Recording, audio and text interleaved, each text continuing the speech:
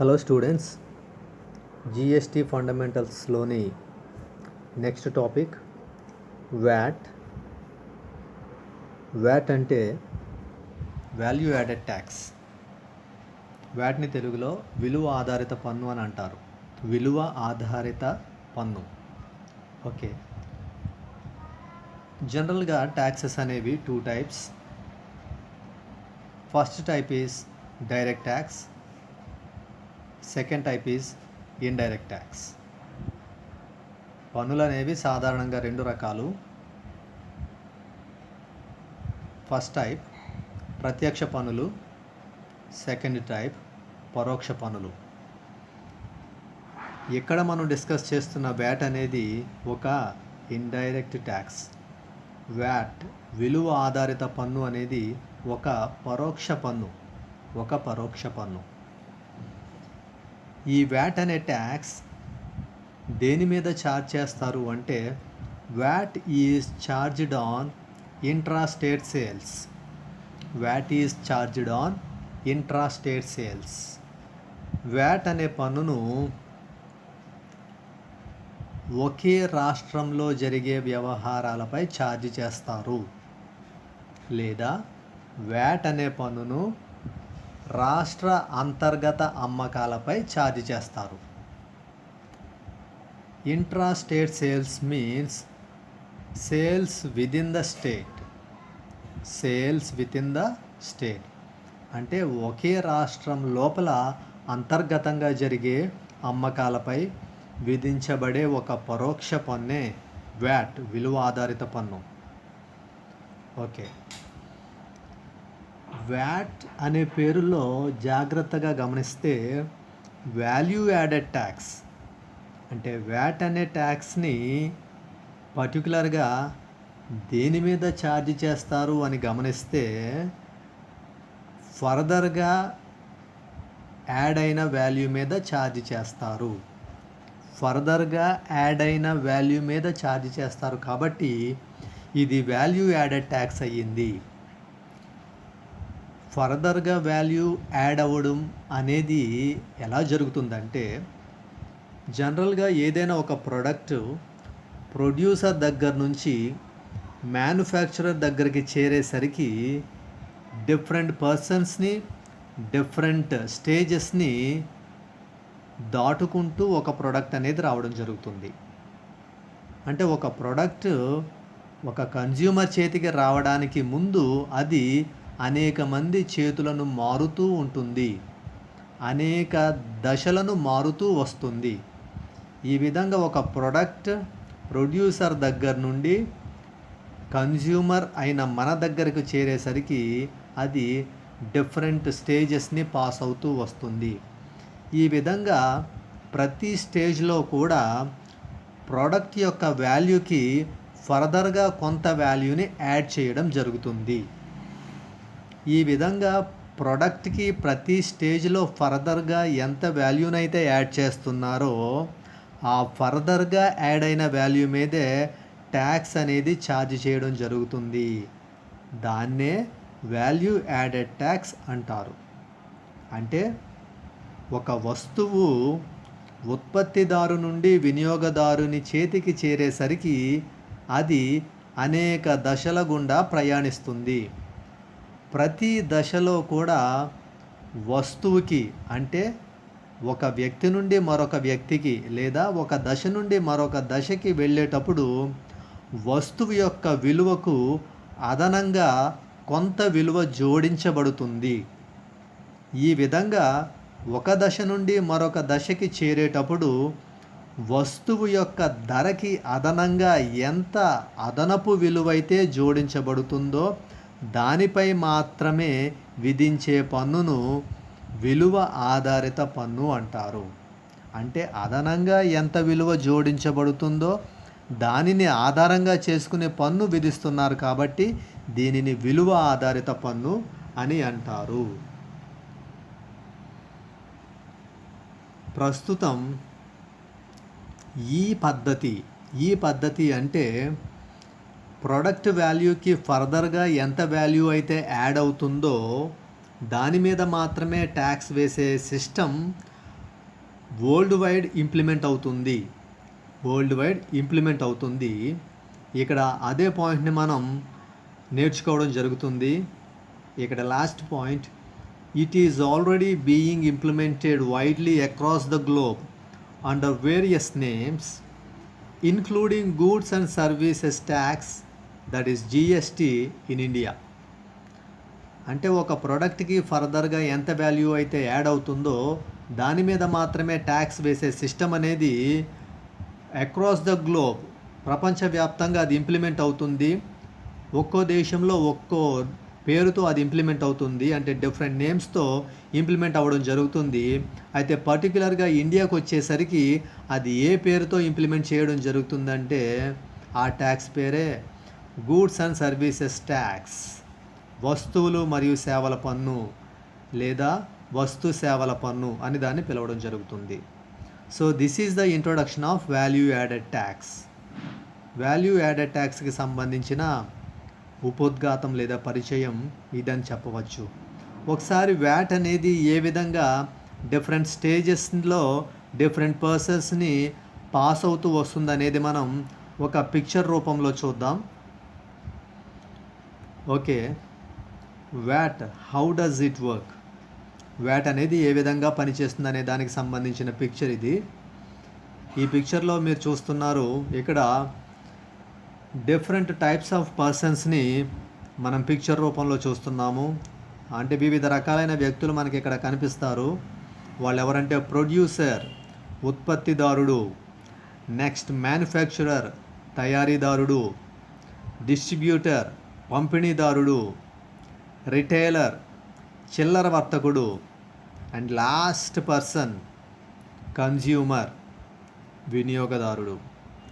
ఈ విధంగా ఒక ప్రోడక్ట్ ప్రొడ్యూసర్ దగ్గర నుంచి మ్యానుఫ్యాక్చరర్కి, అతని దగ్గర నుంచి డిస్ట్రిబ్యూటర్కి, అతని దగ్గర నుంచి రిటైలర్కి, అతని దగ్గర నుంచి అల్టిమేట్ కన్జ్యూమర్కి రీచ్ అవుతుంది. ఈ విధంగా ఒక ప్రోడక్ట్ ప్రొడ్యూసర్ దగ్గర నుంచి కన్జ్యూమర్కి రీచ్ అవ్వడానికి డిఫరెంట్ పర్సన్స్ని పాస్ అవుతూ వస్తుంది, డిఫరెంట్ స్టేజెస్ని దాటుకుంటూ వస్తుంది. ఈ విధంగా ఒక పర్సన్ నుంచి మరొక పర్సన్కి లేదా ఒక స్టేజ్ నుంచి మరొక స్టేజ్కి వెళ్ళేటప్పుడు ప్రోడక్ట్ యొక్క ప్రైస్కి ఫర్దర్గా కొంత వాల్యూని యాడ్ చేయడం జరుగుతుంది. ప్రోడక్ట్ యొక్క వాల్యూకి ఫర్దర్గా ఎంత వాల్యూనైతే యాడ్ చేస్తున్నారో ఆ ఎడిషనల్ వాల్యూ మీద మాత్రమే ట్యాక్స్ని ఛార్జ్ చేస్తారు. అందుకే ఈ ట్యాక్స్కి పెట్టిన పేరు ఏం పేరంటే value added tax. Value added tax, విలువ ఆధారిత పన్ను. అంటే ఒక వస్తువు ఒక వ్యక్తి నుండి మరొక వ్యక్తికి లేదా ఒక దశ నుండి మరొక దశకి వెళ్ళేటప్పుడు ఆ వస్తువుకి అదనంగా ఎంత విలువ అయితే జోడించబడుతుందో ఆ విలువను ఆధారం చేసుకుని మాత్రమే పన్ను విధిస్తారు. కాబట్టి దీని పేరు విలువ ఆధారిత పన్ను. Okay, next VAT it's limitations. VAT it's limitations అంటే వ్యాట్ దాని యొక్క పరిమితులు లేదా లోపాలు. వ్యాట్ ట్యాక్స్ సిస్టంలో కొన్ని రకాలైనటువంటి లిమిటేషన్స్ ఉన్నాయి. ఆ లిమిటేషన్స్ని మనం ఇప్పుడు డిస్కస్ చేస్తాం. First limitation of the VAT is heavy cost. Heavy cost అంటే అధిక వ్యయము. అధిక వ్యయము. వ్యాట్ ట్యాక్స్ సిస్టమ్ అనేది హెవీ కాస్ట్తో కూడుకున్నది. The VAT tax system includes heavy cost or it is highly expenditure. VAT పన్ను విధానము అనేది అధిక వ్యయం కూడుకున్నది లేదా వ్యయభరితమైనది. దానికి గల కారణం ఏంటంటే VAT ట్యాక్స్ సిస్టమ్ అనేది హెవీ కాస్ట్ అనేసి మనం ఎందుకు చెప్తున్నామంటే VAT requires for maintaining proper records, documentary proofs and detailed accounting of all transactions. VAT tax system అనేది ఎందుకు హెవీ కాస్ట్ లేదా ఇది హైలీ ఎక్స్పెండిచర్ అంటే వ్యాట్లో ప్రాపర్ రికార్డ్స్ని మెయింటైన్ చేయాలి.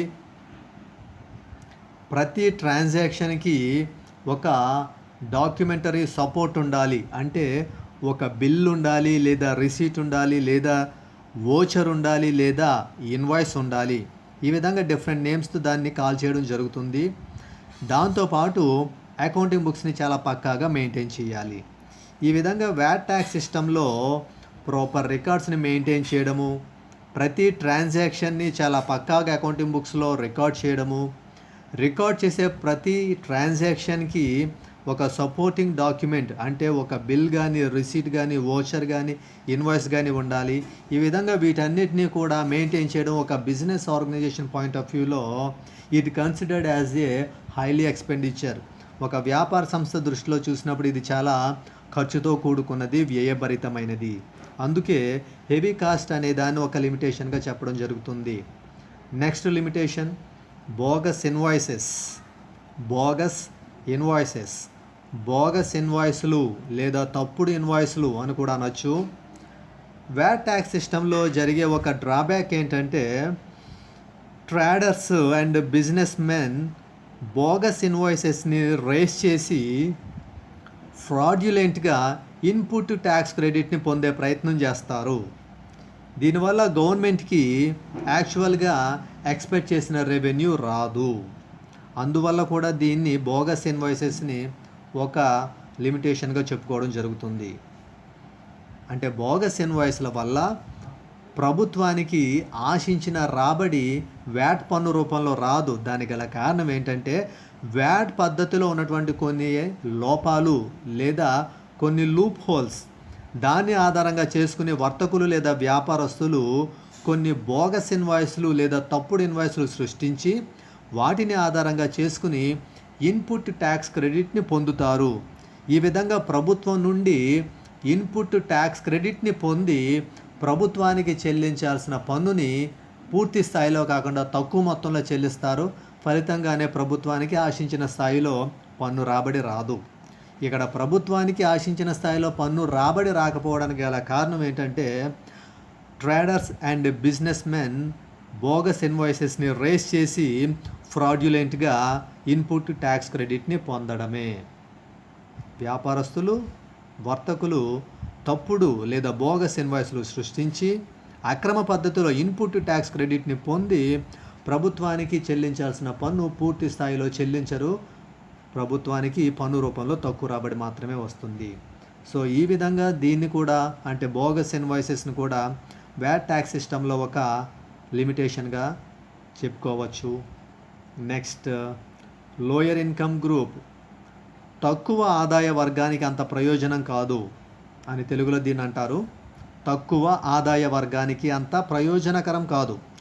వ్యాట్ ట్యాక్స్ సిస్టమ్ అనేది లోయర్ ఇన్కమ్ గ్రూప్స్కి అంత బెనిఫిట్ని చేకూర్చే ట్యాక్స్ అయితే కాదు.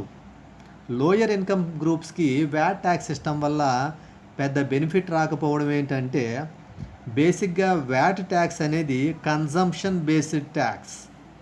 VAT tax is consumption based tax. అంటే కన్జంప్షన్ని బేస్ చేసుకుని మాత్రమే ట్యాక్స్ అనేది ఛార్జ్ చేయడం జరుగుతుంది.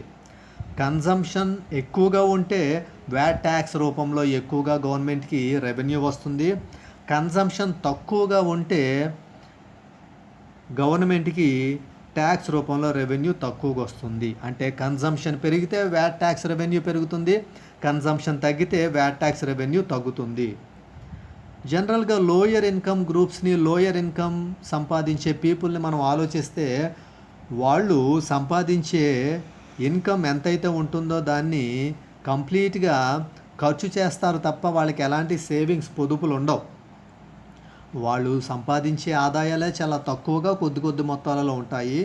వాటిని కంప్లీట్గా కన్జ్యూమ్ చేసేస్తారు. అంటే లోయర్ ఇన్కమ్ పీపుల్ ఎంత ఇన్కమ్ అయితే ఎర్న్ చేస్తారో ఆ టోటల్ ఇన్కమ్ని కంప్లీట్గా కన్జ్యూమ్ చేయడం జరుగుతుంది. వాళ్ళ దగ్గర ఎటువంటి సేవింగ్స్ ఉండవు. అంటే లోయర్ ఇన్కమ్ పీపుల్ కన్జ్యూమ్ అనేది ఎక్కువగా చేస్తారు. లోయర్ ఇన్కమ్ పీపుల్ దగ్గర ప్రొడక్ట్ కన్జంప్షన్ అనేది ఎక్కువగా ఉంటుంది. ఎక్కడైతే ప్రొడక్ట్ కన్జంప్షన్ ఎక్కువగా ఉంటుందో అక్కడ వ్యాట్ ట్యాక్స్ అనేది కూడా చాలా ఎక్కువగా రిపీటెడ్గా ఛార్జ్ చేయడం జరుగుతుంది. కాబట్టి వ్యాట్ ట్యాక్స్కి రెవెన్యూ ఏ రూపంలో ఎక్కువగా వస్తుందంటే లోయర్ ఇన్కమ్ పీపుల్ వాళ్ళ యొక్క ఇన్కమ్ కంప్లీట్గా టోటల్గా కన్జ్యూమ్ చేయడం వల్ల గవర్నమెంట్కి వ్యాట్ ట్యాక్స్ రూపంలో రెవెన్యూ ఎక్కువగా వస్తుంది. మరి లోయర్ ఇన్కమ్ పీపుల్ని వాళ్ళని దృష్టిలో పెట్టుకుని వాళ్ళకి ఏదైనా బెనిఫిట్ని ఇక్కడ మనం కల్పించాలనుకుంటే అది వ్యాట్ ట్యాక్స్ సిస్టంలో వీలు కాదు. ఎందుకంటే వ్యాట్ ట్యాక్స్ అనేది బేసిక్గా కన్జంప్షన్ బేస్డ్ ట్యాక్స్. ఎవరు ఎక్కువగా కన్సంప్షన్ చేస్తే అంత ఎక్కువగా వ్యాట్ ట్యాక్స్ పే చేయాల్సి ఉంటుంది. మరైతే లోయర్ ఇన్కమ్ పీపుల్ వాళ్ళ ఇన్కమ్స్ చాలా తక్కువగా ఉంటాయి కాబట్టి వాళ్ళకి ఎలాంటి సేవింగ్స్ ఉండవు కాబట్టి వాళ్ళ ఇన్కమ్ని కంప్లీట్గా కన్జ్యూమ్ చేస్తారు. అంటే వాళ్ళకి కన్సంప్షన్ ఎక్కువగా ఉంటుంది. కన్సంప్షన్ ఎక్కువగా ఉండడం వల్ల వ్యాట్ ట్యాక్స్ కూడా ఎక్కువగా గవర్నమెంట్కి రావడం జరుగుతుంది. So lower income groups point of వ్యూలో దీన్ని అంటే వ్యాట్ ట్యాక్స్ సిస్టమ్ని ఒక డిసడ్వాంటేజ్గా లేదా లిమిటేషన్గా చెప్పడం జరుగుతుంది. Next, no ITC for interstate purchases. మనం స్టార్టింగ్ ఇంట్రడక్షన్లో నేర్చుకోవడం జరిగింది. స్టార్టింగ్ ఇంట్రడక్షన్లో మనం నేర్చుకున్న విషయం ఏంటంటే VAT is one of the indirect tax and it is levied on intrastate sales. అంటే వ్యాట్ అనేది ఒక పరోక్ష పన్ను. ఇది ఒక రాష్ట్రంలో అంతర్గతంగా జరిగే అమ్మకాలపై మాత్రమే విధించబడుతుంది. కాబట్టి ఏవైనా రెండు వేర్వేరు రాష్ట్రాల మధ్య కానీ సేల్ ట్రాన్సాక్షన్ జరిగి ఆ సేల్ ట్రాన్సాక్షన్కి సంబంధించిన ఐటీసీ పొందాలంటే వ్యాట్ ట్యాక్స్ సిస్టంలో వీలు కాదు. వ్యాట్ ట్యాక్స్ సిస్టంలో ఐటీసీ అంటే ఇన్పుట్ ట్యాక్స్ క్రెడిట్ని ఎప్పుడు ఇస్తారంటే ఒకే రాష్ట్రంలో అమ్మకాల వ్యవహారాలు జరిగితే ఇన్పుట్ ట్యాక్స్ క్రెడిట్ ఇస్తారు.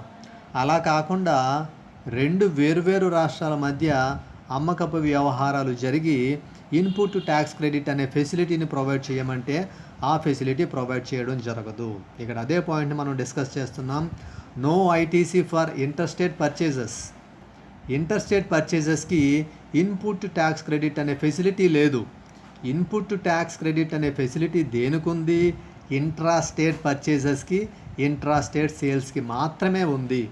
అంటే sale transaction within the state, sale transaction within the state అంటే ఒక స్టేట్ లోపల మాత్రమే సేల్ ట్రాన్సాక్షన్స్, పర్చేస్ ట్రాన్సాక్షన్స్ జరిగితే వాటికి మాత్రమే ఐటీసీ ఫెసిలిటీ ఉంది. కానీ ఏవైనా 2 డిఫరెంట్ స్టేట్స్ మధ్య సేల్ అండ్ పర్చేస్ ట్రాన్సాక్షన్స్ జరిగి వాటికి సంబంధించి ఐటీసీ ఫెసిలిటీ ప్రొవైడ్ చేయడం అంటే దానికి మాత్రం ఐటీసీ ఫెసిలిటీ లేదు. అందుకే దీన్ని కూడా ఒక లిమిటేషన్గా చెప్పుకోవడం జరుగుతుంది. ఇక లాస్ట్ లిమిటేషన్ ఏంటంటే complex to understand. Complex to understand అంటే అర్థం చేసుకొనుట కష్టం. అర్థం చేసుకొనుట కష్టం లేదా అవగాహన చేసుకొనుట కష్టం అని కూడా చెప్పచ్చు. దీని అర్థం ఏంటంటే వ్యాట్ ట్యాక్స్ సిస్టమ్ని అర్థం చేసుకోవడం లేదా అవగాహన చేసుకోవడం కొంచెం కష్టంతో కూడుకున్న ప్రక్రియ. ఎందుకంటే వ్యాట్ ట్యాక్స్ సిస్టమ్ అనేది దేని మీద ఛార్జ్ చేయడం జరుగుతుందంటే ఒక ప్రోడక్ట్ యొక్క ప్రైస్కి ఫర్దర్గా ఎంత వాల్యూ అయితే యాడ్ అవుతుందో దాని మీద మాత్రమే ఛార్జ్ చేయడం జరుగుతుంది. మనం స్టార్టింగ్ ఇంట్రడక్షన్లోనే డిస్కస్ చేసాం. VAT is a tax which is charged on additional value of the product. ఒక ప్రోడక్ట్కి ఎడిషనల్గా ఎంత వాల్యూ అయితే యాడ్ చేయడం జరుగుతుందో దాని మీద మాత్రమే వ్యాట్ని ఛార్జ్ చేయడం జరుగుతుంది. కాబట్టి ఈ ప్రోడక్ట్ ఒక స్టేజ్ నుంచి మరొక స్టేజ్కి, అక్కడి నుంచి నెక్స్ట్ స్టేజ్కి, అక్కడి నుంచి నెక్స్ట్ స్టేజ్కి వెళ్ళేటప్పుడు ఈ స్టేజ్ మధ్యలో ఇన్ బిట్వీన్ ద స్టేజెస్ ఎంత ఎడిషనల్ వాల్యూ యాడ్ అవుతుంది, ఫర్దర్గా ఎంత వాల్యూ యాడ్ అవుతుంది, ఆ ఫర్దర్గా యాడ్ అయ్యే వాల్యూ మీద ఎంత వ్యాట్ అనేది ఛార్జ్ చేయడం జరుగుతుంది, వీటిని అవగాహన చేసుకోవడం కొంచెం కష్టం. కాబట్టి దాన్ని దృష్టిలో పెట్టుకునే ఇక్కడ ఏం చెప్పడం జరుగుతుందంటే కాంప్లెక్స్ టు అండర్స్టాండ్. అర్థం చేసుకున్నట కష్టం లేదా అవగాహన చేసుకున్నట కష్టం అని ఎందుకంటారంటే ఒక వస్తువు అనేక దశల గుండా ప్రయాణిస్తూ వస్తుంది. ఒక దశ నుండి మరొక దశకి చేరేటప్పుడు ఆ దశ మధ్యలో ఒక వస్తువుకు అదనంగా ఎంత విలువైతే జోడించబడుతుందనే దాన్ని కొంచెం ఖచ్చితంగా గుర్తించడం కష్టమవుతుంది. కాబట్టి దీన్ని అర్థం చేసుకునేట కష్టం లేదా అవగాహన చేసుకునేట కష్టం అని చెప్పడం జరుగుతుంది. సో దీన్ని కూడా ఒక లిమిటేషన్గా ట్రీట్ చేయడం జరుగుతుంది. సో ఈ విధమైన లిమిటేషన్స్ వ్యాట్ ట్యాక్స్ సిస్టమ్కి ఉండడం జరిగింది. వ్యాట్ ట్యాక్స్ సిస్టమ్ అనేది ఒక ఇండైరెక్ట్ ట్యాక్స్. దేని మీద ఛార్జ్ చేస్తారు అంటే intrastate sales or purchases. What is intrastate sales అంటే sales within the state. అంటే ఒక రాష్ట్రం లోపల జరిగే కొనుగోలు అమ్మకాల వ్యవహారాలపై మాత్రమే విధించబడే పన్ను వ్యాట్ అంటే విలువ ఆధారిత పన్ను. ఈ విలువ ఆధారిత పన్ను అనేది ప్రాముఖ్యంగా ఒక వస్తువు వివిధ దశల గుండా ప్రయాణిస్తూ వెళుతున్నప్పుడు ప్రతి దశలో ప్రోడక్ట్ యొక్క ప్రైస్కి ఫర్దర్గా ఎంత వాల్యూ అయితే యాడ్ అవుతుందో ఆ ఫర్దర్గా యాడ్ అయ్యే వాల్యూ మీద మాత్రమే దీన్ని ఛార్జ్ చేయడం జరుగుతుంది. ప్రజెంట్ ఈ వ్యాట్ ట్యాక్స్ సిస్టమ్ని ప్రపంచవ్యాప్తంగా అనేక దేశాలలో అనేక పేర్లతో పిలుస్తున్నారు, కానీ మన దేశం ఇండియాలో దీన్ని ఏ పేరుతో పిలుస్తున్నారంటే గూడ్స్ అండ్ సర్వీసెస్ ట్యాక్స్, వస్తువులు మరియు సేవల పన్ను. So this is the topic of value